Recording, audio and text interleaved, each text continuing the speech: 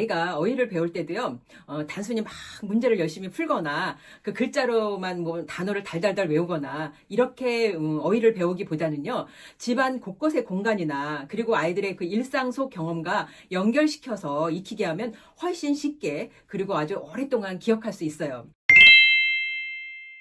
안녕하세요. 문해력 아카이브의 김효숙입니다.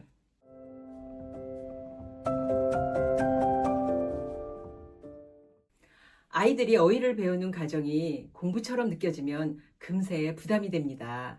그래서 억지로 밀어넣기보다는 자연스럽게 우연히 스며들게 하는 것이 가장 좋겠죠? 그런 환경을 만들 수 있는 최고의 공간, 그게 바로 집입니다. 그런데 어휘력은 가정에서 자라야 해요 라는 이 말을 들을 때마다 부모님들은 뭔가 부담부터 느끼면서 막막함도 같이 밀려오죠. 사실은 생활 자체도 그렇게 녹록하지 않고 바쁜데 뭔가 또 해줘야 되나 이러면서도 어떻게 해줘야 되지? 이러한 책임감, 부담감이 여러 가지 감정이 느껴지게 되는 거죠. 하지만 이렇게 막막한 이유는 시간이 없다라기보다는 어떻게 도와줘야 되지? 그 방법을 모르기 때문에 더 그런 감정을 느낄 수가 있습니다. 그래서 오늘은 그 부담을 줄이면서도 시간, 방법, 막막함, 책임감 이런 것들을 한번 해결할 수 있는 우리 집 어휘 환경을 한번 소개해 드릴게요. 아이가 텔레비전을 보다 말고 이게 무슨 뜻이에요? 라고 물어볼 때 제가 지난 영상에서 말씀드렸죠. 그 단어 도망가기 전에 얼른 잡아둬야 된다고요. 어디에요? 바로 나만의 어휘장에 확 잡아두는 겁니다. 그런데 이러한 어휘가 이렇게 차곡차곡 모이잖아요. 그러면 예쁜 포스트잇에 그 단어를 적어서요. 신발장, 화장실 앞, 텔레비전 앞, 냉장고, 싱크대 이런데 그 부모와 아이의 눈길이 자주 가는 곳 그런 곳에다가 딱 붙여주세요. 왜냐하면 단어는요 자꾸 눈으로 봐서 친숙해져야 친밀해져야 그게 바로 내 것으로 바로 될 수가 있거든요. 우리의 뇌는 장소와 함께 기억한 정보를 훨씬 더 잘 기억해내요. 이 사실은요, 아주 오래전 고대 그리스 사람들도 이미 알고 있던 내용이에요. 그 사람들은 이거를 기억의 궁전이라고 불렀어요. 그러니까 예를 들면 그들은 중요한 내용을 외워야 할 때요, 자기 집이나 궁전 곳곳에 그 정보를 이렇게 배치해 두는 거예요. 그러니까 거실 소파에는 자유를, 부엌 식탁에는 욕망을 이런 식으로요. 그렇게 하면 나중에 그 공간을 떠올리면서 그 정보도 같이 필요할 때 꺼내 쓰는 거죠. 왜냐하면 공간에 대한 그 기억은요, 훨씬 더 오래가고 선명하게 기억에 잘 남아요. 그래서 아이가 어휘를 배울 때도요, 단순히 막 문제를 열심히 풀거나 그 글자로만 뭐 단어를 달달달 외우거나 이렇게 어휘를 배우기보다는요, 집안 곳곳의 공간이나 그리고 아이들의 그 일상 속 경험과 연결시켜서 익히게 하면 훨씬 쉽게 그리고 아주 오랫동안 기억할 수 있어요. 한 예로 가족이 모두 모여서 텔레비전을 보고 있었어요. 그런데 어디서 방구 냄새가 솔솔 나는 거예요. 그러니까 아빠가 이 기회를 놓치지 않고 이렇게 말했어요.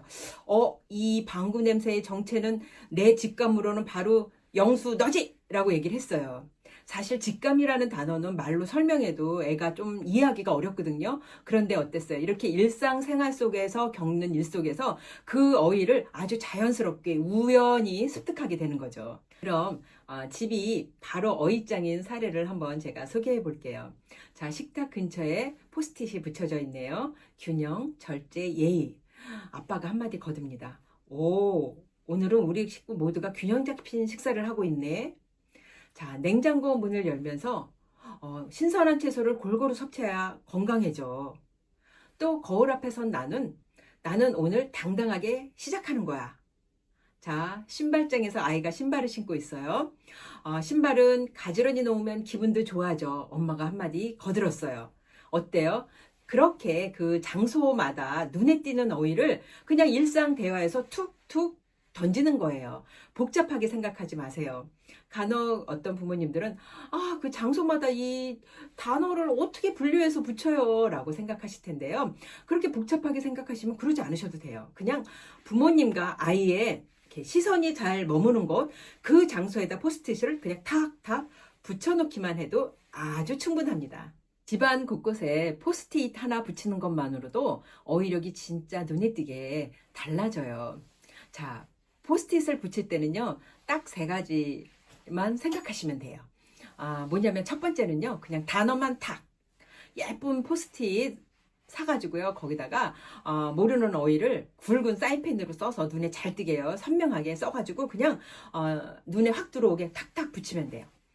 두 번째는요, 단어를 딱딱 간단하게 썼잖아요. 그런데 좀 간혹 좀 어려운 단어들이 있어요. 그럴 때는 간단하게 쉽게 밑에다 뜻을 한 줄 다는 거예요. 섭취, 먹는 거. 발치, 발 근처. 요렇게 그냥 간단하게 그냥 슬쩍 지나가면서 그 뜻을 익히게끔만 써주시면 돼요.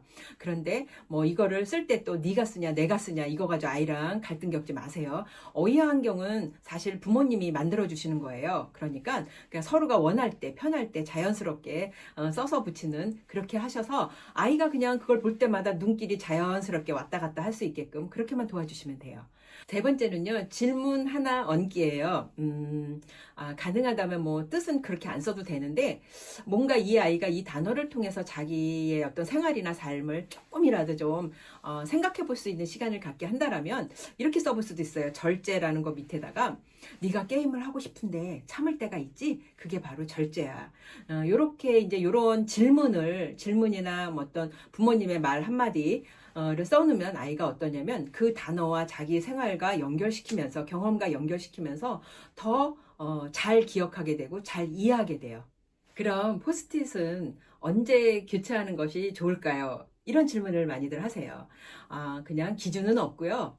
아이들이, 그러니까 저학년 같은 경우는 한 번에 한 3개에서 4개 정도의 어휘, 고학년은 한 5개에서 6개 정도의 어휘를 이렇게 붙여놓는 거예요. 그런데 어떤 단어는 또 빨리 배우고 어떤 단어는 좀 오래 갈 수도 있잖아요. 그러면 빨리 배운 단어는 이렇게 교체해주면 되고요. 그리고 교체할 때는 그 배운 그 어휘를 그냥 버리지 말고 공책이나 아니면 어떤 통에 잘 담아두세요. 그러면 그것이 나중에 하나의 목록이 되잖아요. 어휘장에도 목록이 있지만 이것도 목록이 되는 거예요. 그래서 이거 가지고 어떤 게임에 활용할 수도 있고요. 그리고 아이 입장에서는 어때요? 내가 그래도 이렇게 많이 어휘를 배웠네? 이러면서 아주 성취감을 크게 느낄 수 있습니다. 부모님이 매일 하시는 일상 대화, 그 자체가 바로 어휘 교육입니다. 예를 들면요. 흩어진 물건 제자리에 좀 배치해 줄래? 와, 청소하고 나니까 되게 산뜻하다. 이 남은 재료 좀 분리해서 정리해 줄래? 자, 이런 말을 들을 때 아이는 굳이 배치하다, 산뜻하다, 분리하다라는 단어를 설명 없이도 어때요? 우연하게. 물론 부모님은 우연이 아니겠죠. 의도적인 거겠죠. 아이는 우연하게 학습하게 됩니다. 또 아이의 질문에 이렇게 생각을 하나 얹어주는 거 어휘학장에 많이 도움이 됩니다. 아이가 엄마 저 사람 말투가 좀 이상해 라고 말하면 이렇게 한번 받아쳐 보세요. 이상하다는 게 어색하다라는 거야, 무례하다라는 거야, 낯설다는 거야. 이 한마디 질문이 아이는 정확하게 내가 무슨 생각을 했고 그거를 적절한 어휘로 표현을 했는가 한번 돌아볼 수도 있게 되겠죠.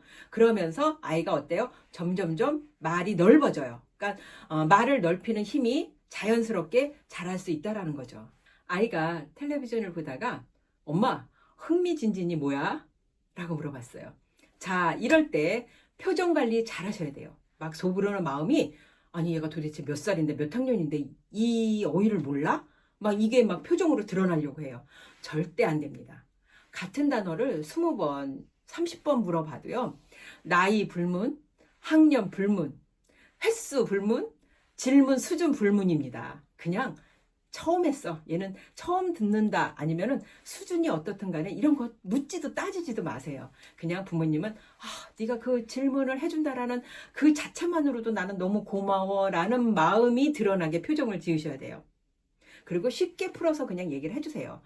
야, 좀 네가 가서 좀 찾아봐. 사전. 이렇게 하지 마세요. 그냥 뭐 아이가 사전을 찾겠어요?